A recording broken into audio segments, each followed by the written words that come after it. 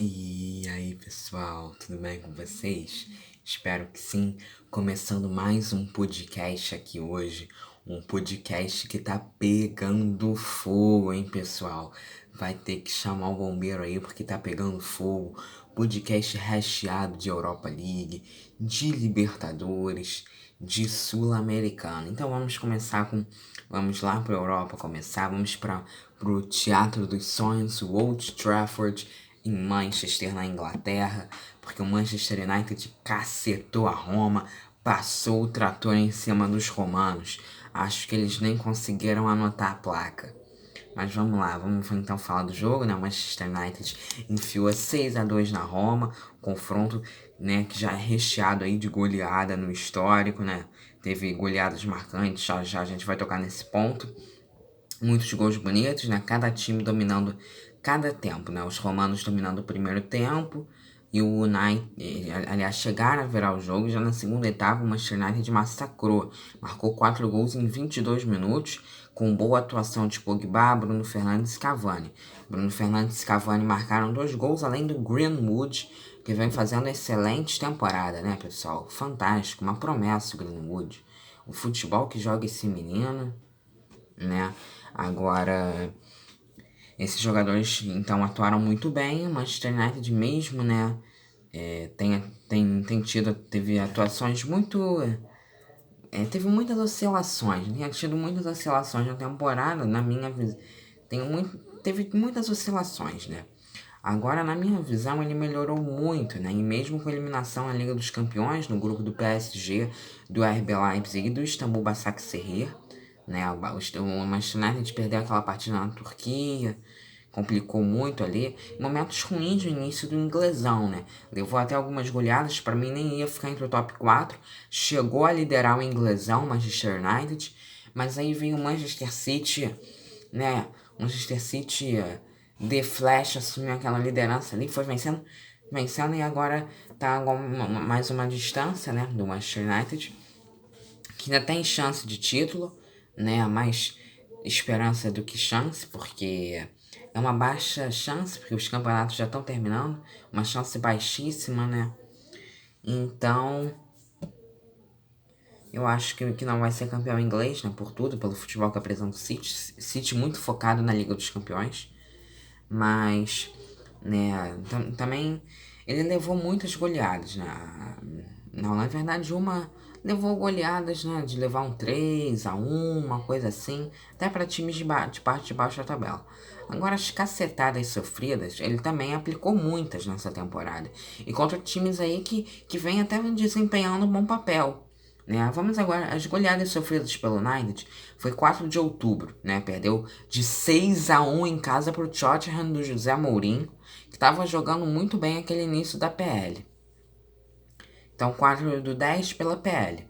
Agora, as goleadas que ele aplicou, a primeira foi o 5-0 para cima do RB Leipzig, que havia sido o semifinalista da outra temporada da Liga dos Campeões. Tá? Isso foi em 28 de outubro, né, o CL.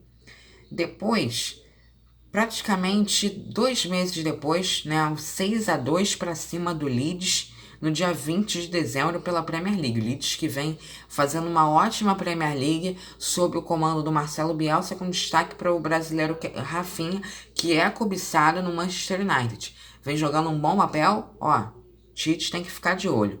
E a gente, eu tento encurtar ao máximo o podcast para não ficar muito longo e chato aí para vocês, né? Mas vamos lá. O Manchester United também, dia 2 de fevereiro, pela Premier League, cacetou o Southampton. Passou o carro, metendo um outro 9-0 na equipe, que menos de um ano também tinha levado um 9-0 do Leicester City. Na Liga Europa, ele é a segunda goleada. Teve aquele 4-0 na Real Sociedade no dia 18 de fevereiro. E hoje o 6-2 para cima da Roma. Curioso é, o Manchester há 14 anos atrás, em 2007, na UEFA Champions League, goleou a Roma por 7-1. E há 13 anos, em 2008, um ano depois, né, dessa goleada do 7-1 histórico em 2007, em 2008, também eliminou o time da capital italiana numas quartas de final de Liga dos Campeões. realmente a Roma sofre nas mãos do Manchester United. E foi o que aconteceu hoje. Praticamente o Manchester United aí na final da Liga Europa. Contra quem a gente não sabe, porque daqui a pouco a gente também vai falar do Villarreal e Arsenal. Virando a página, continuando, os ingleses também tiveram muitas pedreiras na sua L. Né? Até agora passaram por todas. A Real Sociedad, que está fazendo um bom campeonato espanhol. Aliás, ótimas 2 temporadas da Real Sociedad, jogando bem, melhorando o futebol. Teve o Milan aí, Milan muito bem no italiano, agora um pouco apagado, né, pessoal? E o Granada, que veio de sensação e tirou o Napoli. Mas o Manchester United superou esses desafios e jogando bem, apresentando um bom futebol. Né? O Manchester United evoluiu ao longo da temporada. E praticamente garantido na Liga dos Campeões, né? Ainda sonha com esse título, porque vem fazendo uma temporada impecável aí no inglês, depois de ter um início ruim, foi subindo, e tá apresentando um excelente futebol. A Roma também joga muito bem na UEL. Né? Teve uma tranquila fase de grupos com times fracos daquele futebol alternativo europeu. Né? O que mais chamou a atenção ali foi o Young Boys da Suíça, que é do melhor futebol entre os outros do grupo. O outro foi o Cluj Napoca da Romênia e o CSKA Sofia da Bulgária. Né? Então, a Roma teve uma fase de grupos tranquila e conseguiu avançar sem problemas, né? sem ser incomodada, digamos assim. Agora, já no mata-mata, foi pesado. Teve equipes chatas aí, né? Equipes chatas. 3 equipes que caíram na fase de grupos da UCL. O United, o Shakhtar Donetsk e o Ajax. E teve o Braga também, né? O Braga incomodou, mas a Roma conseguiu passar jogando bem também. O Shakhtar Donetsk não incomodou tanto, né? Já o Ajax incomodou e muito. Acho que a Roma não merecia ter passado do Ajax. Mas passou, né? Então, você avalia aí que o Manchester United já teve, para mim, as maiores pedreiras, mas conseguiu passar, porque tem um elenco, para mim, muito superior do que o da Roma. 7 minutos a gente fala nesse tema. Mas agora, então, vamos passar para o Villarreal, que venceu o Arsenal, né? Só no primeiro tempo já 2-0, ficou 2-1 o jogo. Né, o Villarreal também que ficou com 1 a menos, o Capoue foi expulso aos 80, e o Arsenal também, né, o Dani Ceballos foi expulso aos 57 de jogo. Então, um expulso para cada lado, né? Agora, o Unai Emery conhece bem a Liga Europa, treinador do Villarreal de 49 anos, né? Na Liga Europa ele já ganhou, né, os títulos do torneio, principalmente com o Sevilha. O Unai Emery, que é um baita treinador, né, do futebol espanhol. No PSG e no Arsenal não teve tanto sucesso, mas ele chegou até a final com os Gunners em 2019, né, o clube hoje que ele teve um reencontro. E há 15 anos, na semifinal da Liga dos Campeões 2005-2006, o Arsenal eliminou o Villarreal nas semis. E olha que o Submarino Amarelo tinha feito uma grande campanha naquela Liga dos Campeões, né? Fantástico. Mas aí o Arsenal foi Paris, aquela final, perdeu para o Barça. Vamos agora então para a Libertadores, né? Porque Cerro Porteño ficou no 0-0 com o Deportivo La Guaira da Venezuela, pelo grupo do Atlético Mineiro.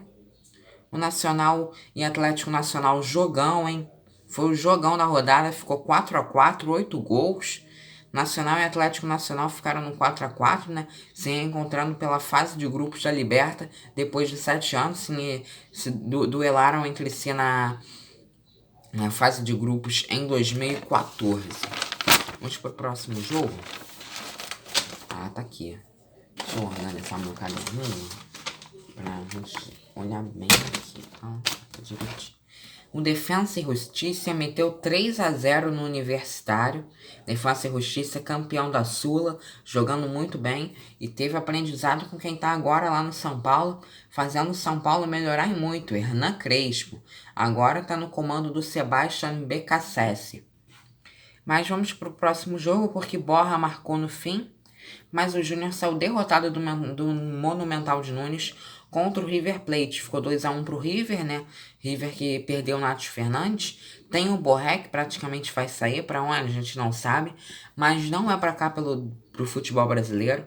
Já era dado como certo aqui no Palmeiras. Depois vem o São Paulo, Atlético Mineiro, o Grêmio, o Inter. alguns clubes oferecendo proposta pelo Borré, mas o que ele quer mesmo é jogar lá na Europa, né? Ele teve passagem pelo Villarreal e pelo Atlético de Madrid na Europa, e os times europeus interessados nele eram o Brighton da Premier League e a Lazio pelo Campeonato Italiano. Tem também o Toronto FC lá dos Estados Unidos também muito interessado na contratação do atacante Borré, o colombiano. Vamos ver quem leva ele, né? Agora vamos então falar de time brasileiro, porque o Fluminense foi de Bogotá para a Armênia por conta da alteração no mando de campo, né? Por conta da pandemia em Bogotá, restrição, né? E o Fred fez 2 gols, chegou a 185 pelo Flu e se tornou o segundo maior artilheiro na história do tricolor das Laranjeiras. E o time bateu o Santa Fé por 2-1. Realmente jogando muito bem e se reforçando o Fluminense, querendo estar na Libertadores aí todo ano, né? O Fluminense, que foi vice-campeão em 2008, perdeu para a LDU nos pênaltis aqui no Maracanã. Vamos agora falar do Olímpia, que venceu o clube Always Red da Bolívia. O Olímpia virou para cima deles, teve gol do Roque Santa Cruz, né, um experiente jogador, 39 anos, e nós jogamos um baita futebol, hein? Quarentão, e continua apresentando um excelente futebol. E embolou o grupo do Inter. O Always Red, que foi impedido, eu acabei botando que o Inter foi jogar na maior altitude. Não, o Always Red é o time que joga na maior altitude. Inclusive, vou botar a foto lá no blog. O estádio dele chega a nevar, chega a cair neve. Às vezes o campo fica até com muita neve, o que é muito comum nessas regiões de altitude muito alta na Bolívia, né? São lugares bem frios, então foi impedido de jogar lá para não ter essa questão da desvantagem, porque o Always Red é acostumado a jogar lá, né? Quem mora na altitude se acostuma com a altitude. E quando ela passa de 2.000 metros, a coisa fica pior para quem vai para lá, né? Sente... O ar passa a ser rarefeito, né? Essas questões aí mais fisiológicas, mas o Always Red, mesmo jogando numa altitude, é 3.000 metros, hein, pessoal? Em Hernando Siles, La Paz. Fantástico, né? Deve ser a Bolívia, bem legal. Vamos agora pro grupo do Santos. Santos, ó, tem que abrir o olho, porque pode ainda ficar fora se perder a próxima partida pro The Strongest da Bolívia. O Barcelona de Guayaquil goleou o time por 4-0 e é o primeiro no grupo do Santos, que tem o Barcelona em primeiro, o Boca Juniors em segundo, os dois com 6 pontos, o The Strongest em terceiro com 0 e o Santos em quarto também com 0. Acho bom abrir o olho, né? Pelo jeito que tá, é melhor abrir o olho. Mas seguindo, vamos falar de Sul-Americana. Mais times brasileiros. Atlético Paranaense venceu o Metropolitanos da Venezuela por 1-0, dominou e só venceu por 1-0 novamente, adversários muito fracos nesse grupo do Atlético, né? Que venceu mais uma por 1-0, mas o melhor, realmente a torcida espera goleada, né? Porque as equipes são, né, de um futebol aí um pouco mais fraco. O Independiente meteu 3-1 no City Torque Montevideo, né? Virou contra a equipe pelo grupo do Bahia, Independente Rei de Copa, né? Fantástico, Independente. A última conquista da Sula foi em 2017 contra o Flamengo aqui no Maracanã. E o clube de Montevideo empatou com o Bahia na primeira rodada. O time do Grupo City, como eu já falei, do Grupo City aqui na América do Sul. Na América ainda temos o New York City lá nos Estados Unidos.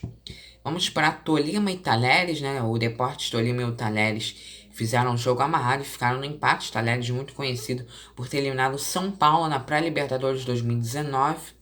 Né, ficou no empate com o Tolima pelo grupo do Red Bull Bragantino.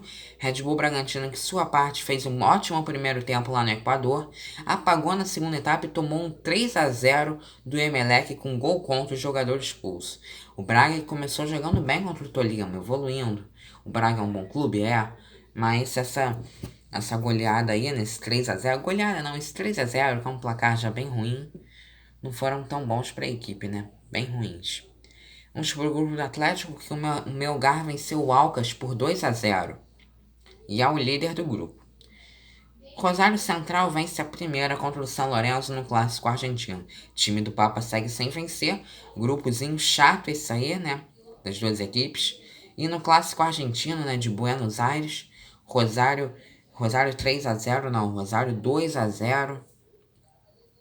Rosário, então, vencendo a primeira. São Lourenço eliminado da Libertadores. Tem o Ángel Romero, que jogou aqui no Corinthians. É um bom time o São Lourenço, mas também tem que abrir o olho, porque senão pode ficar fora já na primeira fase da Sula. Esse time aí, esse grupo aí que ainda tem duas equipes que estão surpreendendo. O 12 de outubro do Paraguai e o Huachipato do Chile. Bom, pessoal, o podcast vai ficando por aqui, já 15 minutos. Ficou um pouco longo, peço desculpas, mas eu tento aí abafar o máximo, né? Mas também tem que ter conteúdo aqui. Mas para ter realmente tudo que acontece no mundo do futebol, confere lá o nosso blog no Instagram, tá bom, pessoal? Eu vou ficando por aqui, deixa o seu like, se inscreva no canal, passa lá no blog.